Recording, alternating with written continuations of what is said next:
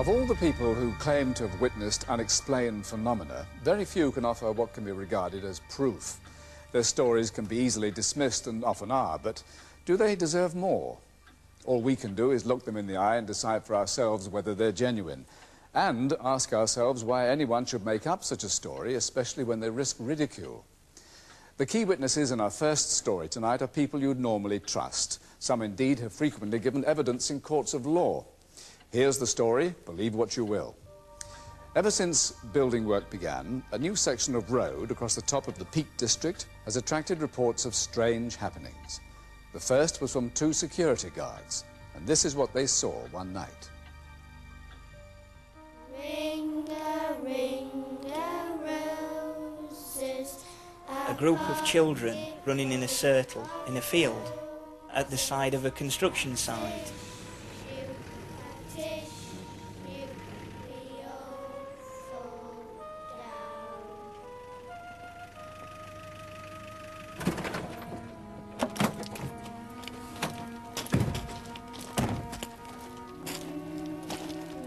The time was round about midnight, and you just wouldn't see children playing there at that time of night when it was so far away from any houses. And the children disappeared. They were security men who'd been in the industry a long time. They knew the job. They had worked nights for a number of years, and not the type of people that you'd expect to be scared. The A616 used to pass straight through this old steel town, but then the road planners got to work on Stocksbridge. They built a sweeping new bypass. While it may have made the town quieter, some believe the bypass disturbed something which would have been best left alone. Certainly the two security guards who were watching over the equipment being used to build it would agree. They were still puzzling over the sight of the children, but that was just the beginning. The next incident was later on that night. Here, Stan, stop the car. Look, there's someone up there. Don't be daft. It can't be. Yes, there is. Look! You drive around, shine your lights on bridge. I'll wait down here. Right. They immediately started the vehicle up, shone the headlights towards the hooded figure, and the headlights actually shone through the figure.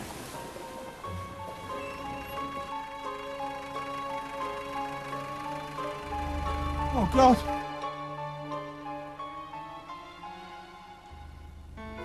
It's disappeared into thin air! Let's get out of here!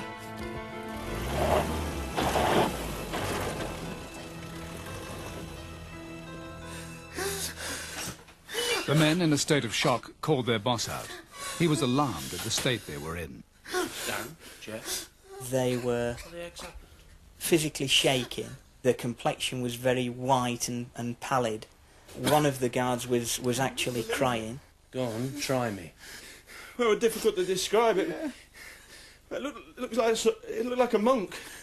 I mean, what were we doing there? I don't know, it were evil. Yeah. How can it just disappear? First thing the next morning, the men went to the local police. The officer on duty knew them.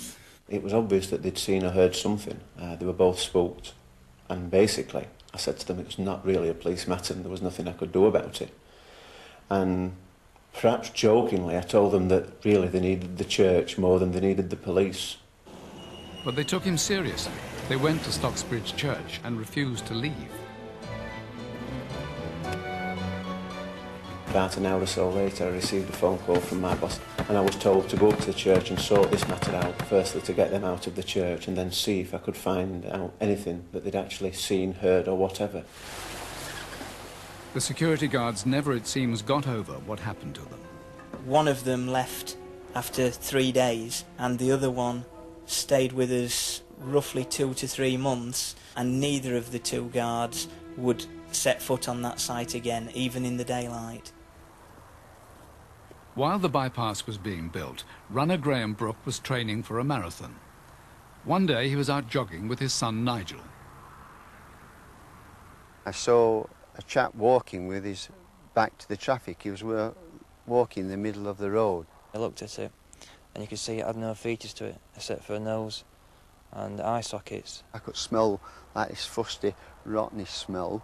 Not a human type smell. And then I could see that he wasn't walking on the road, he was like walking in the road.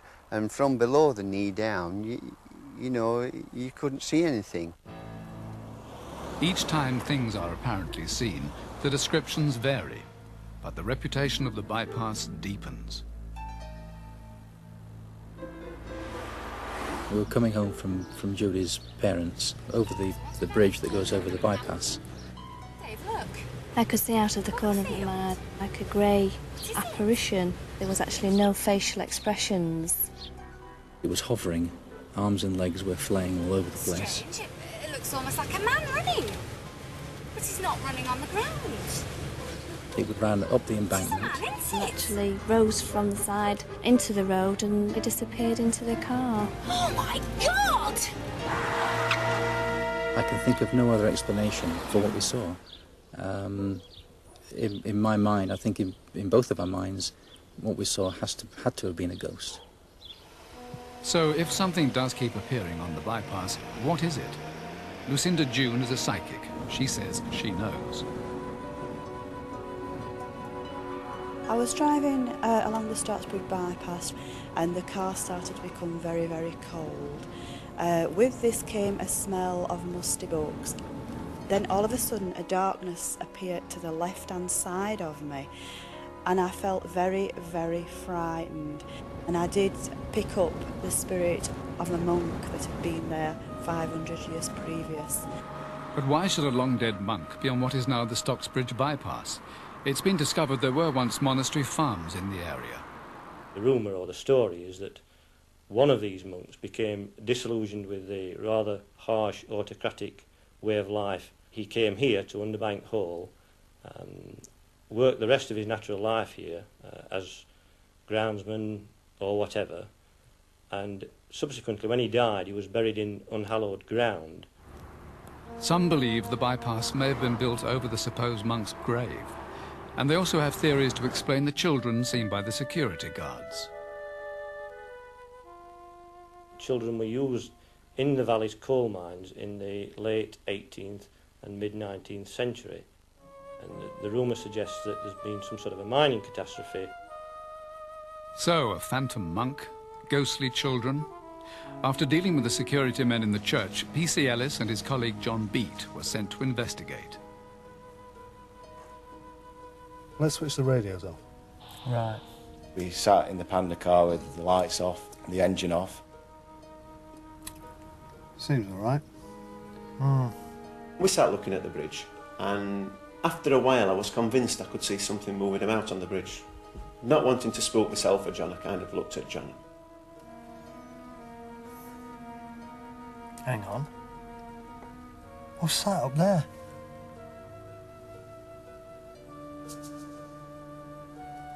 Go and see what it is, Dick.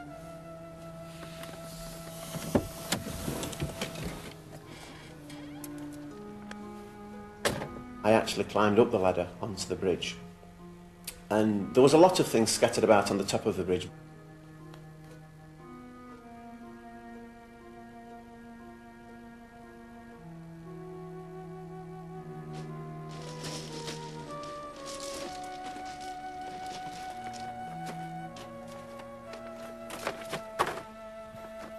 It's only a sheet of polythene! Well, once we thought we'd found out what it was and what was actually on the bridge, we decided to give it another 10-15 minutes and say, forget it and we'll go back on our normal patrol.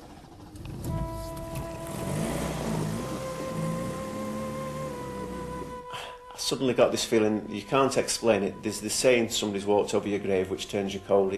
And I then became aware that somebody now had appeared directly on my right-hand side and was virtually leaning and pressing themselves against the car. I managed to cast my head quickly to the right and remember seeing the upper section of somebody's chest torso and a clear V sign. Oh my God! Look! Ah! Ah! What the heck is it? I don't know. It's gone. is it?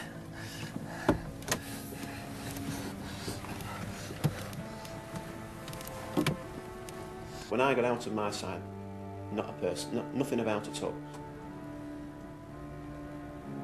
I even hit the deck and looked under the vehicle because nobody could have run away from us with bankings on both sides. Nobody ran forwards or backwards.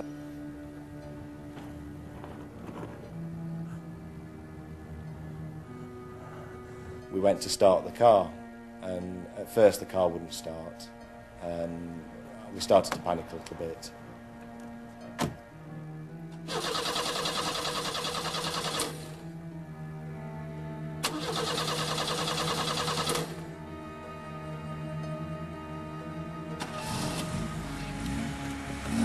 We drove off and radioed our colleagues.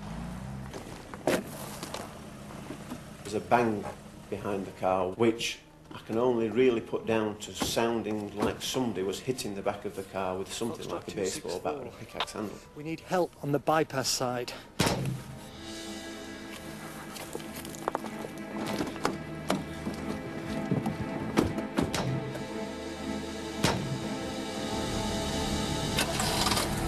Things on this job have frightened me, and it wasn't the kind of fear that you get from violence offered towards you or anything like that. It was more the kind of dread feeling or knowing that something's happening that you've no control over. Just for the record, the Stocksbridge bypass was opened on Friday the 13th. After the break, an astonishing story, people who believe their lives have been saved by guardian angels. Strange, but true.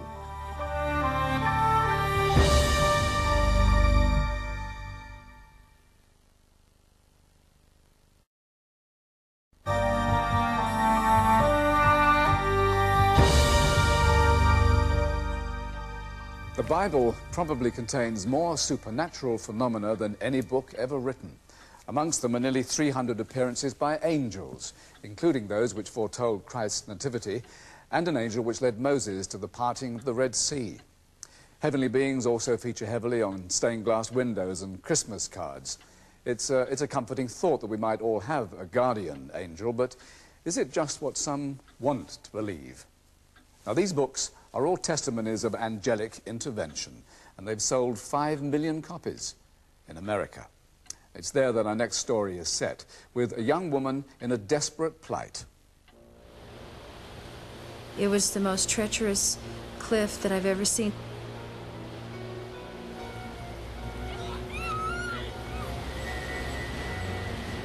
So I started screaming, "Help, help, somebody help me."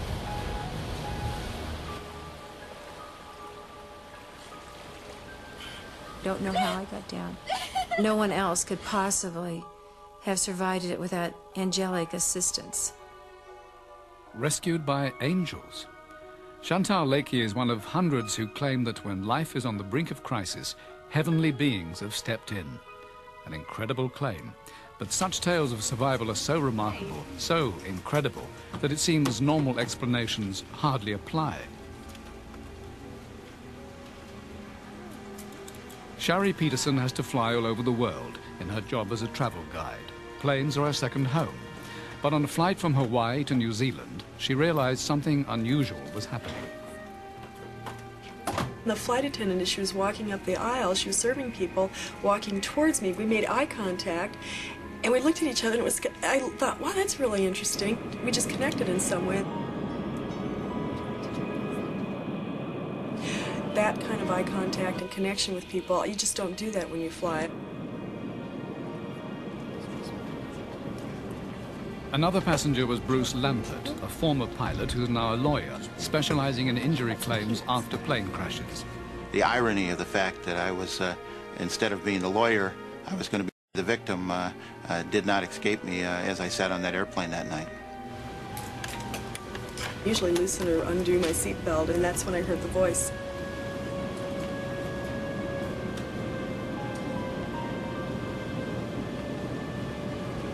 Fasten your seatbelt.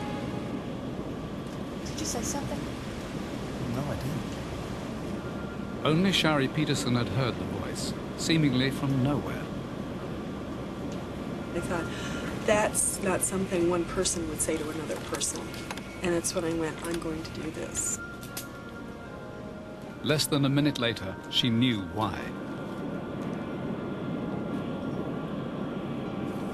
Suddenly there was this huge boom, and then this incredible decompression as the side of the airplane opened up. This accident literally was every air traveler's worst nightmare. The aircraft was fully loaded, and as it was climbing through 22,000 feet, the forward cargo door opened in flight. It was caught in the 300-knot airstream, tearing a hole through the main cabin. Anybody that would not have been fastened in their seat would have been ejected through the hole. I could see the ocean out the hole that was below me, and I'm thinking, you know, if there's anybody out there who can hear me, meaning whoever told me to tighten my seatbelt, please help. Although 9 passengers were killed, the plane landed safely.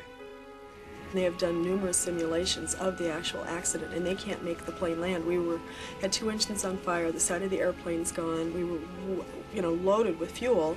Since that time, I've gotten to know the pilot and Captain Cronin, and he said he did not land that airplane. I quote. That was really not from this world. A messenger from somewhere, call it what you will. I believe it was an angel. And as he began to handle the compensation claims, Bruce Lampert found she was not the only one. The husband and wife related to me that he heard a voice. Of the 50 people that I represented, they all had dramatic stories. But I found it very unusual that out of those folks, the 2 of them had actually heard somebody on the aircraft during the trauma of the crisis speaking to them. But is all this just wishful thinking, a comforting way to face such traumatic experiences for the victims? They believe that they've seen angels because, to a certain extent, they have. They have seen them. They seemed real to them. Now, I don't think they saw something that was outside themselves. I think that they saw them in their own minds. On occasion, things can conspire and produce a waking dream that has all the attributes of reality. Real or not, so many people now claim to have had angel experiences that one believer, Marilyn Weber, holds weekly discussion groups at her home. And just last week in Chicago, one of the it does on the playground, never cease to amaze us of many stories that people tell us about angels. One of the stories that has really touched me lately has to do with the earthquake that took place a few months ago. My grandson's teacher was sound asleep on the couch. Something tapped her on the shoulder and said, "Get up." And she said she immediately woke up and walked down into the basement. Her whole home was destroyed, and where she was laying, a beam from the ceiling had fell right on the couch. You know, whatever. Marilyn Weber has received almost 10,000 letters from angel believers, and she's even started up a mail order business. She became a devotee herself after, she insists, 4 angels came to her in a dream. Yes, that's a ceramic one that's made by a special... And they weren't the angels I wanted to see or expected to see, because they were dressed in black. And their message to me was that I was dying. Unless something was done, I was dying. So I woke up as so distressed with this dream and with a pain that I'd never felt before. Marilyn rushed to hospital. Her medical records showed that she was found to have a form of cancer from which patients never usually feel any pain until it's too late. I wouldn't have gone to a doctor had I not had the warning, and had the cancer just been allowed to continue, then I would not have survived. Some people don't claim only to have heard strange voices or dreamed about angels, though. They say they've actually seen them. Joe was very, very athletic, very much into trying new events and exciting, adventurous things. Chantal Lakey and her fiancé Dale Thompson were on their way home from a holiday on the west coast of America when they stopped the car to climb a rock overlooking the sea for a spectacular view of the ocean. I wanted that moment at the top of the mountain to last forever because I had never felt more intimate and close to Dale. God, this is gorgeous. I don't want to leave. Oh, I know, I don't want to go home. Well, you know what? What? We do have a few hours. Why don't we just take this trail over here and go down to the beach? Let's go, okay? Okay. All right.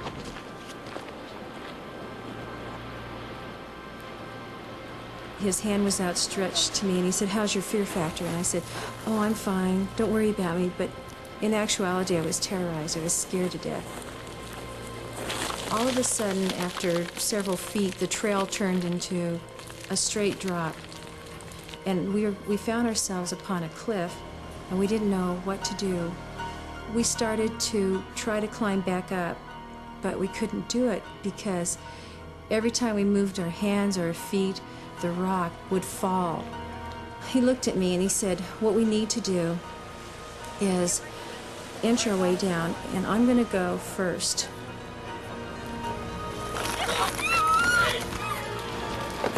He kept falling and falling until I couldn't see him fall anymore. And I was up there all alone.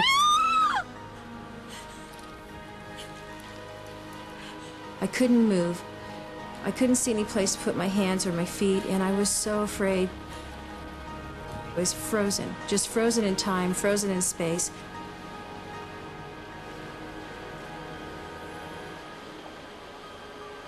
All of a sudden, I was in a mist.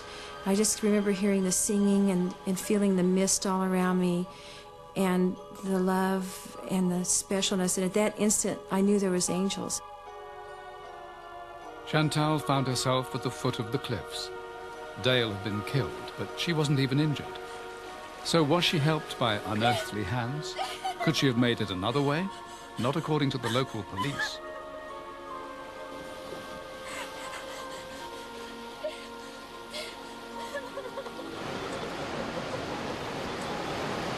The professional rescue team in reality didn't come down the same route that Dale fell. It was far too dangerous even with the gear and the professional training. Chantal said she came partway down that face of that rock. It's the opinion of the rescue personnel that once committed, neither could a person come down unassisted nor go back up. So how she got off that rock is left to speculation. I know that it was real. I know that the angels were there for me. After Dale's death, Chantal Lakey met a new man. He'd had an angel experience too, and now he's becoming famous for painting pictures of them. And these guardian spirits are appearing not just in America, but all over the place. A few years ago, Russian cosmonauts in an orbiting space station radioed back to base saying that they had seen angelic beings outside their spacecraft. Well, they were very high. Until next time, good night.